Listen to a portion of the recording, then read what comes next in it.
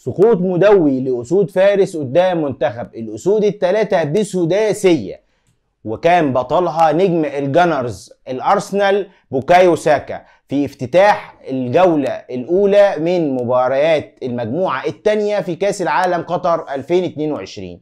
على الجانب الآخر في المجموعة الأولى أسود التيرانجا بيخسروا قدام الطواحين الهولندية بهدفين مقابل لا شيء، وغياب ماني أثر كتير على أداء منتخب السنغال. ما تنسوش في آخر الحلقة هنتكلم عن لقطة في المونديال في سلسلة كأس العالم قطر 2022 مع الباش لعيب، وحلقة جديدة دلوقتي.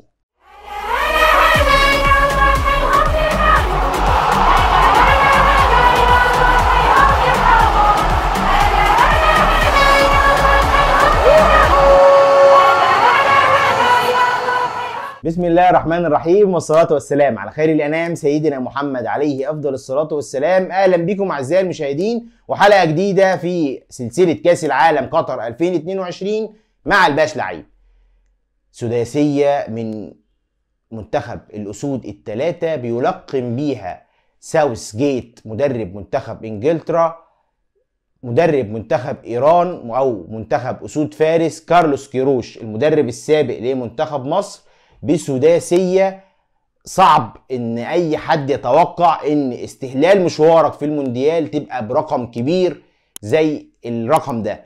منتخب ايران بيخسر 6-2 في الجولة الاولى ليه لخمس اسباب، ابرزهم الانتقاد المباشر اللي كان بيتوجه لكارلوس كيروش من ساعة ما كان بيدرب منتخب مصر، وهو اللعب باسلوب الدفاع لمجرد الدفاع. انا بلعب بدفاع عشان خاطر ادافع وبس، ما عنديش اي فكرة ازاي هتنقل من الاسلوب الدفاعي بتاعي او من الحالة الدفاعية بتاعتي للحالة الهجومية. انا بدافع لمجرد الدفاع. ده اللي ادى جاريث ساوث جيت مدرب منتخب انجلترا الحرية في ان هو يعمل كل حاجة في الملعب. كل حاجة في الملعب قدر يعملها لاعبي منتخب انجلترا بسهولة. وابرز الحاجات اللي فرقت كتير مع منتخب انجلترا عملها ساوث جيت ان هو رجع كل لعيب مكانه ببساطه شديده جدا. رجع كل لعيب مكانه.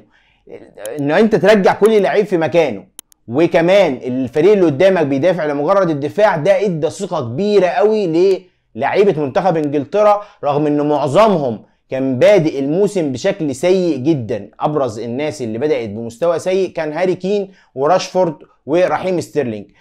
البدايه كانت مع ان انا اوظف رحيم ستيرلينج وماركوس راشفورد كل واحد فيهم كجناح، وده فرق كتير قوي مع الاثنين لعيبه، واداهم ان هم يحسنوا ادائهم ويدوا للفريق بنسبه 100%، ونجح كل لعيب فيهم ان هو يسجل هدف.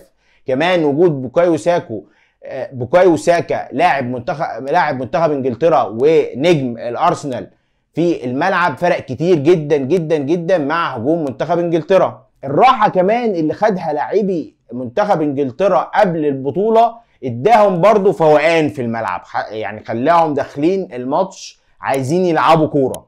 منتخب انجلترا ما عملش اي مباراة ودية واكتفى بالمعسكر المغلق اللي عمله قبل البطولة. ده فرق كتير قوي مع انجلترا في الملعب.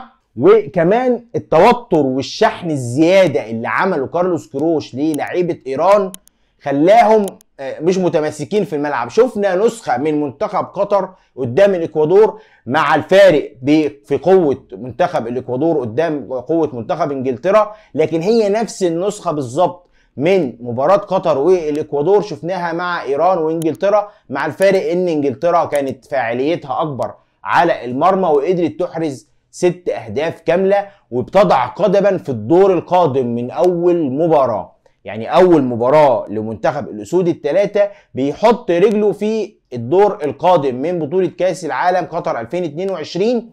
ليه؟ لأن أنت معاك في المجموعة ببساطة إيران غلبتها 6، عندك الفرقتين التانيين ويلز وإنجلترا مستواهم لا يرقى لمنتخب إنجلترا، وأعتقد إن الصراع في المجموعة دي هيبقى على البطاقة الثانية مش الأولى. في المجموعة الأولى بقى ومنافسات المجموعة الأولى بيسقط بطل الماما أفريكا أسود الترنجة قدام الطواحين الهولندية بهدفين للا شيء. منتخب السنغال بقيادة السنغالي أليو سيسي اعتمد على خطة لعب زي الخطة لعب اللي كان بيلعب بيها او اللي احنا متعودين عليها من منتخب السنغال، وهي 4-3-3 اللي بتتحول في الحالة الدفاعية ل 4-1-4-1. لكن المشكلة في منتخب السنغال كانت في الشق الهجومي، رغم تميز خط نص منتخب السنغال، خاصة 2 لعيبة كانوا محورين جوهريين جدا جدا في نص منتخب السنغال، وقفلوا كتير على نص ملعب هولندا، هما شيخو كوياتي ونامبلي مندي. الاتنين دول كانوا قافلين ميه ونور على دفاع منتخبهم، وكانوا كمان منعين اي هجمات بتيجي من الجانب الهولندي، خاصة من لاعب برشلونة ديونج. اللي كمان اللي ميز الاتنين دول خاصة نامبلي مندي ان هو كان بيلعب شبه رقابة لصيقة للاعب ايندهوفن كالياكوبو. الاتنين اللي كان بيتحرك كتير في نص الملعب، خاصة مع الخطة اللي كان بيعتمد عليها مدرب منتخب هولندا الهولندي لويس فان خال، اللي كانت في الملعب شكلها 3-4-1-2 وبتتحول في الحالة الدفاعية ل 5-3-1-1.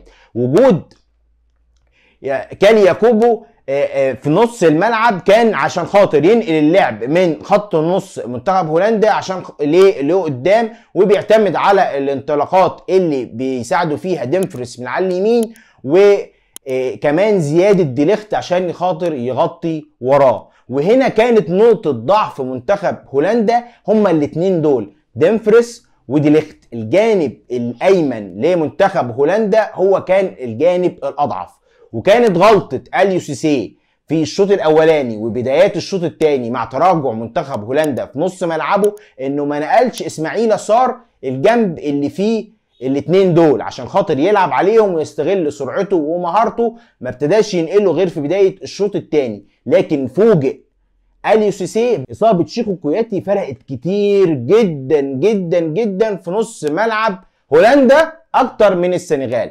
انت ممكن تعوض لعيب في نص الملعب واحد مكان واحد ويأدي نفس الدور، لكن قوة شيخو كوياتي في التغطية الدفاعية، وان هو كان مانع او قاطع مية ونور على ديونج في التقدم الهجومي واللعب ونقل اللعب، ده اللي خلى ديونج بعد ما طلع كوياتي يلاقي نفسه حر، بيلعب براحته، بيمرر براحته، ويرفع الكورة اللي قتلت المباراة تماما، اللي سجل منها ياكوبو الهدف الاول لمنتخب هولندا في غلطة واضحة وصريحة من لاعبين بتوع تشيلسي اللي هم خليدو كوليبالي المدافع وحارس المرمى ادوارد مندي. الاتنين غلطانين في الكورة. التغطية العكسية من كوليبالي كانت ضعيفة، وكمان الطلوع بتاع مندي كان متأخر، وده اللي تسبب في الهدف الاول. بعد كده اليو سيسي ابتدى يلعب الكل في الكل، فالمساحات العكسيه خلت هولندا تبقى اشرس واقوى، خاصه كمان مع نزول ديباي في الهجوم. ده اللي خلى الهدف الثاني يجي برضه من غلطه من الاثنين كوليبالي ومندي. كوليبالي ديباي بيلعب الكوره وبيشوطها، ديباي رقصوا يعني اللي هو يعني مش رقصوا، وقفوا راح شايط الكرة ردت من مندي جول. بصراحة منتخب السنغال ما كانش يستاهل ابدا ان هو يخسر الخسارة دي. منتخب السنغال قدم اداء عظيم جدا جدا طوال المباراة، واحرج الطواحين الهولندية طوال المباراة لولا اصابة شيخو كوياتي وكمان سوء اداره اليو سيسي للمباراه، خاصه بعد الاصابات الكتيره اللي حصلت في الفريق، وابرزهم طبعا اصابه نجم السنغال الاول ساديو ماني وغيابه عن البطوله. اليو سيسي انا شايف منتخب السنغال اكبر منه، يعني لو في مدربين كتير قوي لو المنتخب السنغال جابهم كانوا هيبقوا احسن من اليو سيسي في الاداره الفنيه للمباريات، خاصه مع المهارات الكتيرة اللي موجودة عند لعيبة السنغال والإمكانيات العالية. لو في مدرب تاني متهيألي منتخب السنغال كان هيبقى في حتة تانية خالص. كده ترتيب المجموعة دي بعد انتهاء الجولة الأولى أو انتهاء مباراتين من الجولة الأولى. اكوادور في عندها 3 نقط بهدفين وما دخلش فيها اهداف، ومعاها مناصفه هولندا برضو بهدفين وما دخلش فيها اي اهداف، 3 نقط و3 نقط. ويتزيل المجموعه منتخب قطر ومنتخب السنغال. المباراه اللي جايه لمنتخب السنغال قدام منتخب قطر، المباراه دي هتحدد ان كانت السنغال هتكمل في البطوله ولا لا.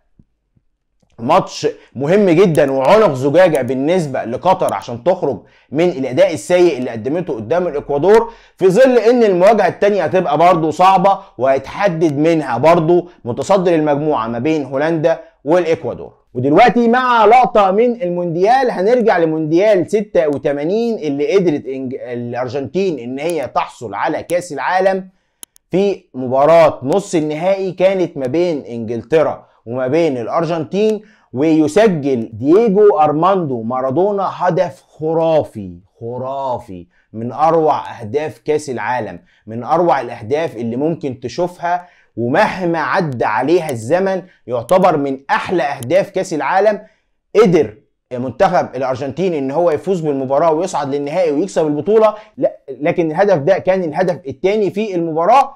قدر دييجو ارماندو مارادونا ان هو يرقص 7 لعيبه، ياخد الكوره من نص الملعب ويرقص واحد والتاني والتالت والرابع ويروح لغايه الجون ويرقص الجون ويجيب جون في هدف رائع جدا جدا، بيبين قد ايه دييجو ارماندو مارادونا اسطوره فعلا من اساطير كرة القدم العالمية. دي كانت تعليقاتنا واخبارنا عن الماتشات اللي اتلعبت النهارده في بطولة كاس العالم قطر 2022. ما تنسوش لو عجبتكم الحلقات مع الباش لعيب تدعمونا بشير ولايك للفيديو وسبسكرايب كمان للقناة، واستنونا في تغطية مميزة جدا لكاس العالم قطر 2022 في سلسلة كاس العالم قطر 2022 مع الباش لعيب. واستنونا في حلقات جاية جديدة هنتكلم فيها عن مواضيع فنية اكتر لكاس العالم قطر 2022. والسلام عليكم.